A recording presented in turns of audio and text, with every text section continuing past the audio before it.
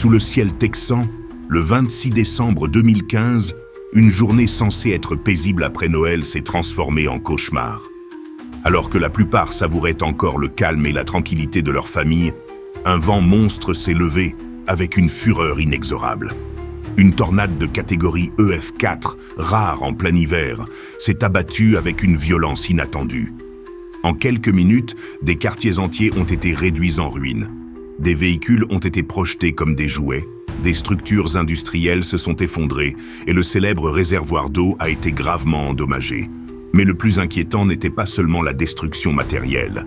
La tornade a frôlé des installations à haut risque, laissant la communauté au bord d'une catastrophe chimique sans précédent. C'est l'histoire de la façon dont Rowlett a survécu à l'un des jours les plus sombres de son histoire récente. Et comment le véritable danger se cache toujours silencieusement. L'hiver au Texas réserve rarement des surprises d'une telle ampleur. Pour la plupart des habitants, décembre est un mois de température froide, de ciel dégagé et de pluies légères occasionnelles. Personne n'imagine qu'en pleine période de Noël, la nature puisse déchaîner une fureur plus printanière. Mais ce 26 décembre 2015, le ciel texan s'est transformé en un laboratoire de chaos atmosphérique. Les météorologues avaient surnommé le système Goliath, un nom évoquant à la fois grandeur et menace. Ce n'était pas un front froid ordinaire.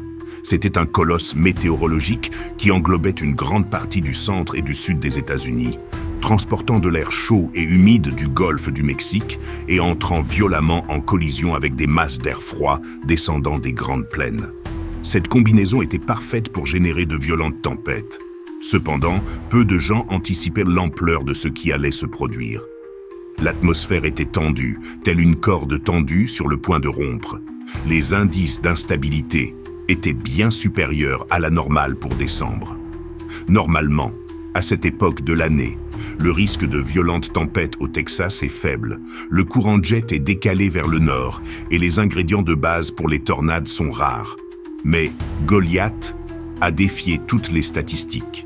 Les radars ont montré des bandes nuageuses en croissance rapide, poussées par des vents de direction et de vitesse différentes à différentes couches de l'atmosphère. La recette parfaite pour une rotation. Les météorologues du Service météorologique national ont émis des avertissements, mais la météo festive a joué contre eux. De nombreuses familles étaient occupées par les fêtes de fin d'année, les achats de dernière minute ou les visites à la famille. L'idée d'une puissante tornade en plein hiver semblait improbable, presque absurde. Cependant, la science atmosphérique ne s'arrête pas au calendrier. Les modèles montraient déjà que la menace était réelle. À la fin de la matinée, l'air chaud s'est élevé violemment, heurtant les couches plus froides en altitude. Les courants ascendants ont alimenté les orages supercellulaires, ces structures monstrueuses capables de se maintenir pendant des heures et parfois de produire des tornades de forte intensité. Les chasseurs d'orages patrouillant dans le nord du Texas ont commencé à transmettre des images inquiétantes. Base de nuages bas, rotation évidente sur les radars Doppler et atmosphère chargée électriquement. Le contraste était saisissant. Tandis que les enfants ouvraient leurs cadeaux en retard et que les familles partageaient leurs repas de Noël, le ciel s'assombrissait lentement. Ce qui semblait être un après-midi ordinaire se transformait en une menace grandissante. Les journaux télévisés interrompèrent leur programme avec des alertes. Le risque de tornade était imminent. Le caractère inhabituel de la situation résidait non seulement dans la puissance de la tempête, mais aussi dans la période de l'année. Les relevés météorologiques ne recensent que quelques cas de tornades de force EF4 à la mi-décembre. Le phénomène était si atypique que les experts l'ont comparé à une erreur de la nature, un monstre printanier déchaîné en plein hiver. Le Service météorologique national a déclenché une alerte tornade pour plusieurs communautés près de Dallas. Les sirènes ont retenti, un hurlement métallique qui a perturbé la tranquillité festive. Les téléphones portables ont vibré, affichant des messages d'urgence. Certains se sont immédiatement réfugiés. D'autres, incrédules, ont levé les yeux vers le ciel comme pour constater de leurs propres yeux ce qui semblait impossible. Dans les heures précédant l'impact, l'atmosphère offrait des signes clairs à ceux qui savaient les interpréter. Des nuages en forme d'enclume s'étendaient à l'horizon, tandis que l'humidité créait un air collant, inhabituel pour un hiver texan. Les chasseurs d'orage décrivaient un ciel nuageux, presque verdâtre, une couleur qui précède souvent la grêle et parfois la formation de tornades. La pression atmosphérique chuta brusquement et les vents commencèrent à tourbillonner. Tout indiquait que l'énergie accumulée était sur le point d'être libérée. Dans ce contexte, une tornade naissante prit forme, qui allait bientôt figurer parmi les plus dévastatrices de l'histoire récente du Texas. Les avertissements étaient sur la table, mais rien ne pouvait préparer les habitants du nord du Texas à ce qui allait se produire. L'après-midi du 26 décembre 2015, au cœur du système Goliath, l'une des supercellules en développement à l'est de Dallas a commencé à montrer des signes évidents de rotation intense. Peu après 6 heures du soir, le radar Doppler confirma l'inévitable, une tornade s'était abattue. Ce n'était pas un petit embryon, ni un filament fragile. Dès les premiers instants, la colonne d'air en rotation manifesta la violence d'un colosse. Sa largeur dépassa rapidement celle de plusieurs terrains de football, et sa couleur sombre, mêlée de débris, lui donnait l'allure d'un mur mouvant avançant sans retenue. Le monstre commença son périple dévastateur à travers des zones dégagées. Mais en quelques minutes, il s'attaqua à des zones densément peuplées. Rowlett, Garland et Sunnyvale se trouvaient dans sa trajectoire directe. Ce qui n'était pour certains qu'un bruit lointain se transforma en un rugissement assourdissant, tel le vacarme de 1000 locomotives roulant à l'unisson. La tornade a atteint une intensité EF4 sur l'échelle de Fujita améliorée, avec des vents estimés à plus de 320 km/h. À cette vitesse, rien ne semblait sûr. Des maisons solides ont été arrachées de leurs fondations. Des voitures ont été projetées comme des projectiles et d'énormes structures métalliques ont été tordues comme de simples feuilles de papier. En progressant, la tornade n'a pas seulement dévoré des quartiers résidentiels. Sa trajectoire a directement menacé des installations industrielles et l'un des symboles de Rowlett, le réservoir d'eau qui dominait l'horizon. Bien que la structure ait résisté à l'assaut initial, elle a été gravement endommagée, au point qu'elle a dû être démolie des années plus tard. Cette image, un géant d'acier mortellement blessé par la fureur du vent, est devenue un symbole de la gravité de la tragédie. La chronologie de ces minutes est bouleversante. En moins d'une demi-heure, la tornade a laissé derrière elle une bande de destruction de plus de 20 km de long. Chaque minute représentait des dizaines de maisons détruites, des commerces réduits en cendres et des vies bouleversées à jamais. Les témoignages concordent sur un point, la rapidité avec laquelle tout s'est déroulé. Nombre d'entre eux ont à peine eu le temps de se mettre à l'abri. Dans certains cas, les sirènes d'alerte avaient à peine cessé de hurler que le vent s'abattait sur eux. Ceux qui ont survécu ont décrit l'expérience comme se retrouver au milieu d'un gigantesque broyeur, avec des fragments de bois, de verre et de métal projetés dans les airs à une vitesse mortelle. Mais le plus inquiétant fut de constater à quel point la tornade avait failli dégénérer en catastrophe encore plus grave. Sur son passage, elle est passée à quelques mètres seulement d'installations de stockage de carburant et de matériaux industriels. Une inversion de sa trajectoire aurait pu provoquer des fuites, des explosions ou des incendies chimiques aux conséquences incalculables. La nature avait montré sa fureur. Mais, ironiquement, elle avait aussi offert un répit qui avait permis d'éviter une catastrophe secondaire. Lorsque la supercellule s'est enfin affaiblie et que la tornade s'est dissipée, le silence qui a suivi était aussi accablant que le rugissement qui l'avait précédé. Ce qui était autrefois des quartiers dynamiques s'était transformé en un paysage fantomatique. Rues bloquées par des débris, lignes électriques tombées, véhicules renversés au milieu des avenues. En quelques minutes, la bête avait démontré sa puissance absolue. Lorsqu'on parle de tornades aux États-Unis, l'attention se porte souvent sur les maisons détruites, sur les familles qui perdent tout en quelques minutes. Mais la tornade qui a dévasté Rowlett, Garland et Sunnyvale, le 26 décembre 2015 a révélé un aspect différent, encore plus inquiétant. La vulnérabilité des infrastructures critiques et des sites industriels à la fureur du vent.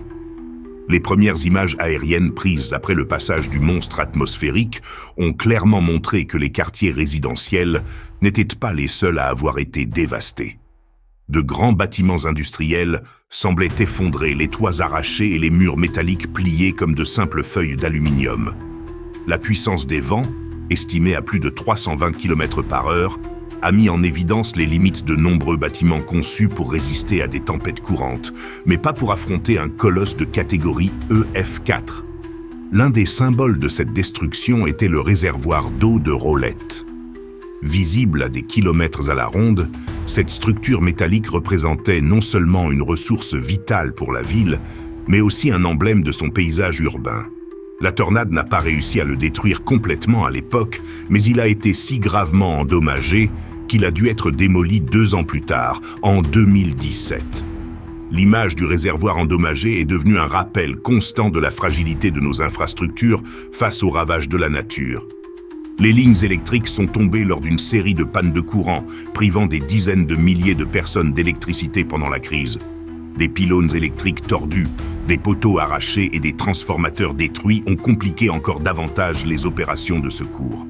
La panne n'a pas seulement touché les habitations. Les hôpitaux, les commissariats de police et les centres de communication ont dû compter sur des générateurs de secours, dont certains sont tombés en panne aux moments les plus critiques. Les autoroutes et les rues principales se sont transformées en parcours du combattant. Véhicules renversés, arbres déracinés et débris de construction ont bloqué l'accès à des zones entières, retardant l'arrivée des secours. Pour les secouristes, chaque minute perdue représentait une vie en danger. Mais le coup le plus inquiétant a été porté aux infrastructures dites à haut risque. Bien que la tornade n'ait pas touché directement les usines chimiques ni les dépôts de carburant, sa proximité avec plusieurs de ces installations a déclenché l'alarme. Les experts ont averti qu'une déviation de quelques centaines de mètres seulement aurait pu libérer des substances dangereuses dans l'air, déclencher des incendies massifs ou provoquer des explosions aux conséquences dévastatrices. Cette crainte n'était pas infondée. L'histoire récente avait montré ce qui pouvait arriver lorsqu'une tornade touchait des installations critiques. À Joplin, dans le Missouri, en 2011, un hôpital s'était effondré sous la force du vent, compliquant les interventions médicales en plein milieu de la tragédie. Dans d'autres cas, des entrepôts de produits chimiques avaient se brûlé pendant des heures, libérant des fumées toxiques qui avaient forcé l'évacuation de communautés entières. Rowlett avait eu de la chance. La trajectoire de la tornade avait évité de justesse une catastrophe secondaire qui aurait multiplié les souffrances de ses habitants. Les ingénieurs qui ont analysé les vestiges d'usines et d'entrepôts détruits ont identifié une tendance claire. De nombreuses structures ont cédé au niveau des liaisons toit-mur. Les ancrages, conçus pour résister à des vents violents, n'ont pas résisté à la pression extrême d'une tornade de force EF4. D'autres bâtiments, construits avec des matériaux légers pour limiter les coûts, se sont tout simplement effondrés au premier impact. La comparaison visuelle était frappante. À certains endroits, les maisons en bois avaient été réduites à de simples tas de planches, tandis qu'à quelques mètres de là, de petites structures renforcées étaient restées presque intactes. Cette disparité démontrait que la résilience dépendait non seulement de l'ampleur de la tornade, mais aussi de la qualité de la conception et de la construction. Le secteur industriel a subi des pertes se chiffrant en millions. Des entreprises entières ont vu leurs installations détruites en quelques minutes, perturbant emplois, chaînes d'approvisionnement et production locale. Certaines usines ne se sont jamais relevées et ont fini par fermer définitivement, tandis que d'autres ont entamé de longs et coûteux processus de reconstruction. Alors que le rugissement du vent se mêlait au fracas des débris, le temps semblait s'être arrêté pour ceux qui se trouvaient sur le passage de la tornade. Les alertes et les prévisions météorologiques n'avaient plus d'importance. À ce moment-là, seule la survie comptait. Pour les habitants de Rowlett, Garland et Sunnyvale, le 26 décembre 2015 a marqué le tournant de leur vie. Les témoignages des survivants révèlent la véritable nature de la tragédie. L'un d'eux, un employé d'une usine, se souvient qu'en quelques secondes, le ciel s'est assombri et que le bâtiment s'est mis à trembler. Le toit craquait comme du carton. Nous avons tous couru vers l'abri prévu, mais dès notre arrivée, les murs ont commencé à s'effondrer. J'ai senti l'air me couper le souffle. J'ai cru mourir là-dedans. Dans une autre usine voisine, des ouvriers étaient coincés entre des poutres tordues et de lourdes machines. Certains parvinrent à communiquer avec leurs familles par SMS avant que le signal ne soit perdu. Au milieu du grondement, hommes et femmes s'étreignaient, convaincus que c'était leur dernier instant. La peur ne venait pas seulement du vent. Des rumeurs circulaient selon lesquelles la tornade pourrait frapper les entrepôts chimiques voisins. L'idée d'une explosion meurtrière ajoutait à la panique indescriptible. Les familles n'étaient pas en sécurité non plus. Dans plusieurs quartiers de Rowlett, les sirènes ont retenti quelques minutes seulement avant le passage de la tempête. Les parents se sont précipités pour se réfugier dans des salles de bains intérieures ou des sous-sols improvisés, empilant des matelas sur leurs enfants. Une mère a raconté comment, alors qu'elle serrait ses 2 jeunes enfants dans ses bras, elle a senti les murs de sa maison se désintégrer autour d'elle. Le bruit était insupportable. C'était comme si le monde entier volait en éclats. Je ne pouvais que prier pour que cela passe vite. Le témoignage d'un adolescent résume la terreur de cette nuit-là. Voyant les vitres voler en éclats, il s'est jeté avec sa famille sous une table à manger. Nous sentions la pression dans nos oreilles, comme si nous étions dans un avion sur le point de s'écraser. Quand nous sommes enfin sortis, notre rue n'existait plus. C'était comme si quelqu'un avait tout effacé avec une gomme géante. Les secouristes ont également été confrontés à des scènes déchirantes. Au milieu des rues bloquées et des lignes électriques abattues, ils avançaient à pied à la recherche de survivants. Ils entendirent des cris provenant des décombres, et chaque sauvetage était une course contre la montre. Le plus dur était de ne pas savoir qui on allait trouver. Parfois, c'était un enfant avec des égratignures. D'autres fois, un voisin grièvement blessé. La désolation était totale, se souvient un pompier local. Dans les abris de fortune, la peur restait latente. Des dizaines de familles se sont regroupées dans les gymnases, les églises et les centres communautaires, le grondement de la tornade résonnant encore dans leurs esprits. Nombre d'entre elles ignoraient si leur maison était encore debout ou ce qu'il était advenu de leurs proches. Le silence, entrecoupé de sanglots et de prières, est devenu la bande-son de cette nuit interminable. Pourtant, au milieu de l'obscurité, des moments d'héroïsme ont également émergé. Des voisins ont risqué leur vie pour sortir d'autres personnes des décombres. Des employés ont aidé des collègues coincés. Des conducteurs ont arrêté leurs véhicules pour offrir un abri à des inconnus au milieu de la tempête. De petites anecdotes qui ont montré que, si la nature peut être impitoyable, la solidarité humaine ne connaît pas de limite. Pour beaucoup, le plus traumatisant n'a pas seulement été de tout perdre, mais aussi le bruit. Le rugissement de la tornade est resté gravé dans leur mémoire comme une menace éternelle. Chaque fois que j'entends un train, je frissonne. Cela me rappelle cette nuit-là, ce bruit qui semblait ne jamais cesser, a raconté un survivant. Le moment le plus sombre de la tornade de Rowlett ne s'est pas limité aux bâtiments effondrés ou aux pertes matérielles. Il s'est mesuré aux regards terrifiés, aux étreintes désespérées et au sentiment de fragilité absolue face à une force impossible. Au lendemain de la tornade de Rowlett, une question persistait dans l'esprit des experts, des autorités et des citoyens. Une telle dévastation aurait-elle pu être évitée? La réponse n'est pas simple, mais la tragédie a révélé la faiblesse des infrastructures modernes face aux événements extrêmes. Les ingénieurs qui ont inspecté les zones détruites ont constaté une tendance inquiétante. Nombre des maisons effondrées présentaient un problème commun: la faiblesse des liaisons entre les murs et les toits. Au lieu d'être ancrées par des armatures en acier ou des boulons spéciaux, les toitures étaient maintenues en place par des clous conventionnels, incapables de résister à des vents dépassant les 320 km/h. Dans d'autres cas, les fondations manquaient d'ancrage adéquat, ce qui a entraîné le déracinement de maisons entières et leur déplacement de plusieurs dizaines de mètres.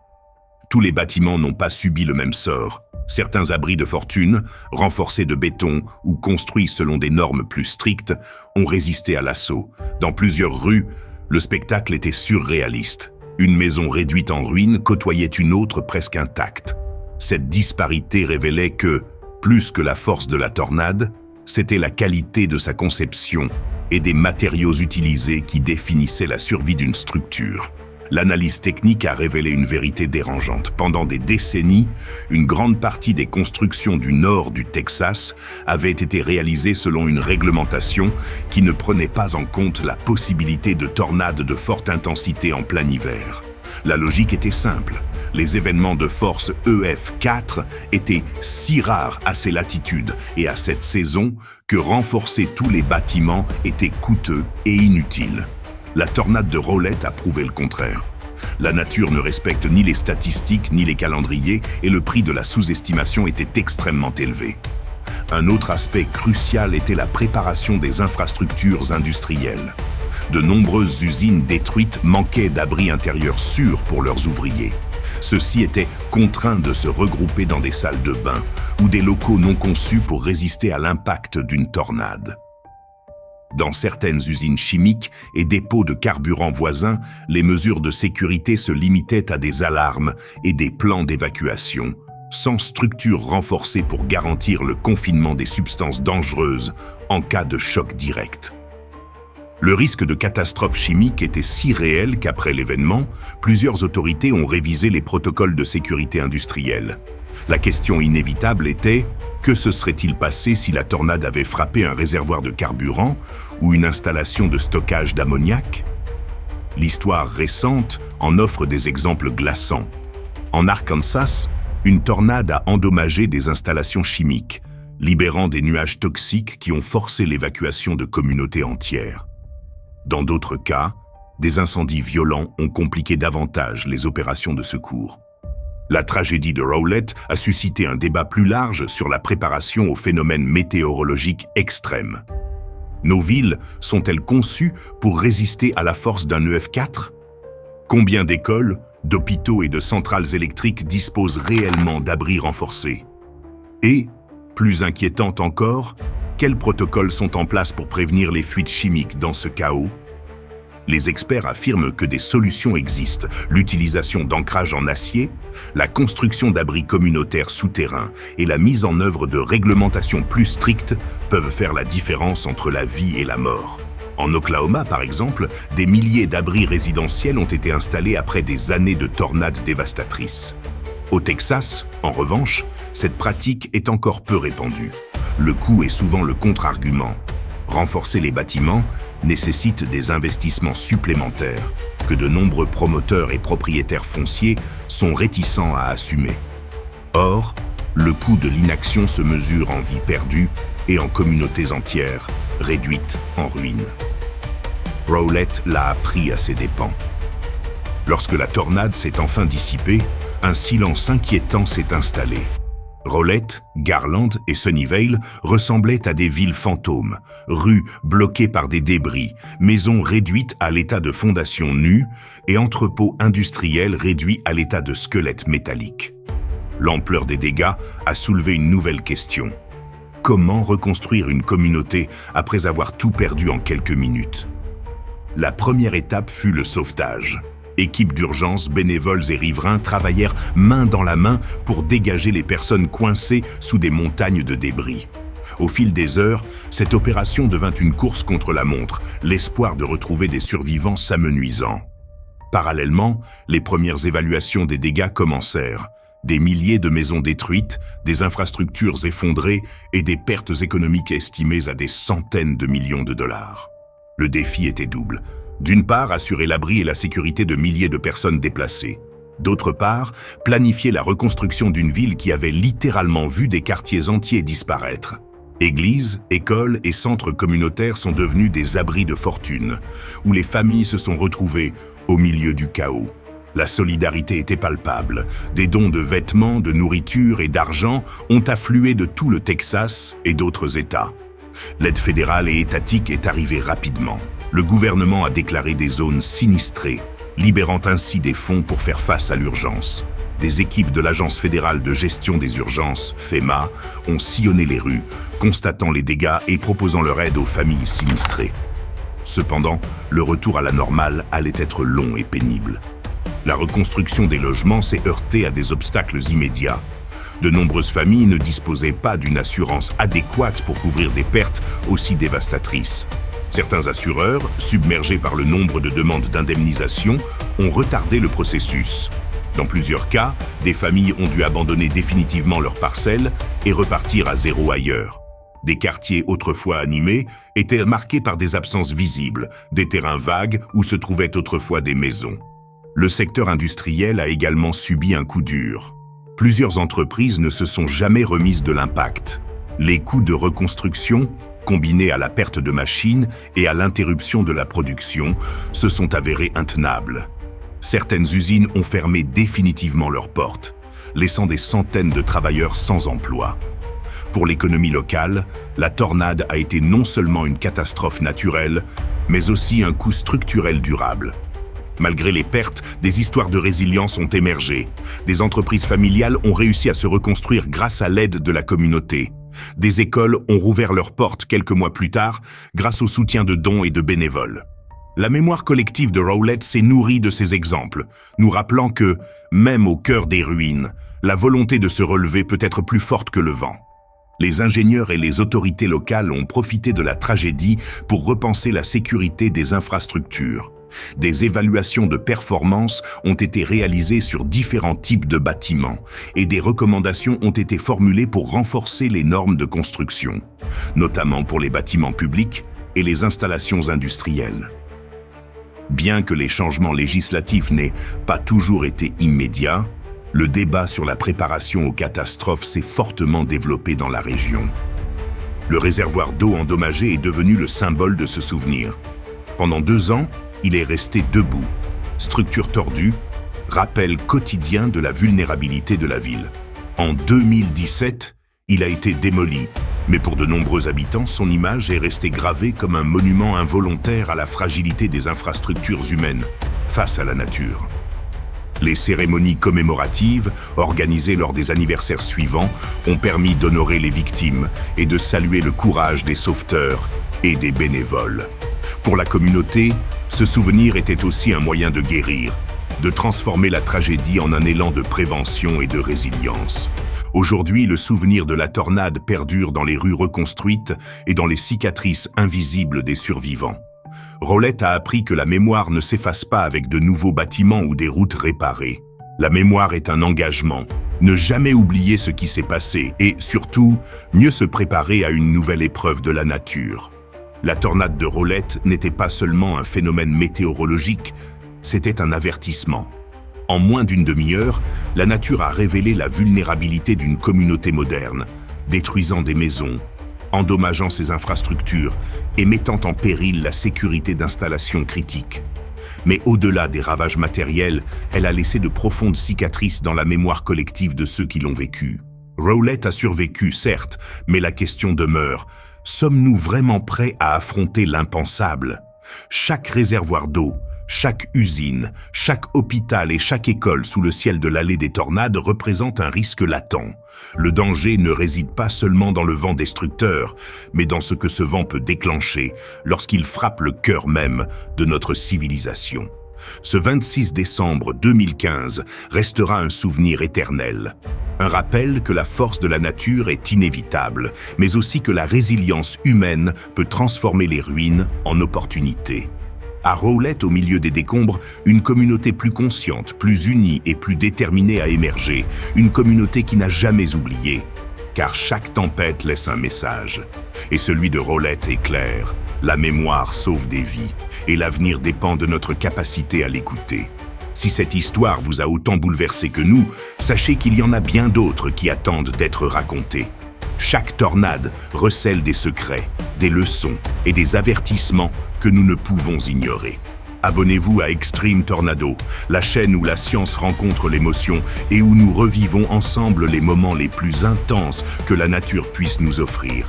Activez la cloche pour ne manquer aucun épisode, car la prochaine grande nouvelle est peut-être plus proche que vous ne le pensez.